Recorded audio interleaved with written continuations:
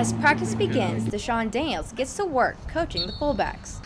With an undefeated season, the Citadel Bulldogs are working hard the closer it gets to game day.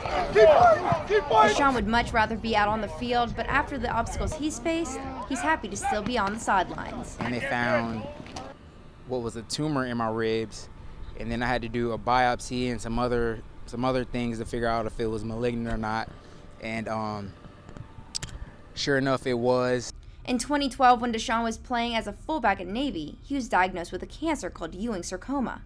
It's a type of cancer that forms in bone or soft tissue and is most common in young adults. Because they were talking about having surgeries that basically they're going to pull out the rib and the ribs that were near the tumor, and it would physically impair me for the rest of my life. Instead, Deshaun decided to take his chances with chemo and radiation treatments. And a year and a half later, the cancer was gone.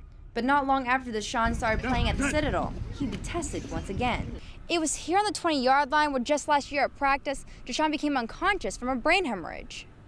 It was a dark day. I mean, it was rough. Everyone was really worried. He just kind of fell over, and no one really knew what was going on. With Roper Hospital being less than a 10-minute drive away, the doctors were able to save his life, but it was a close call. 15 minutes later, and they say he would have died. They basically had to cut open my head and to relieve the pressure.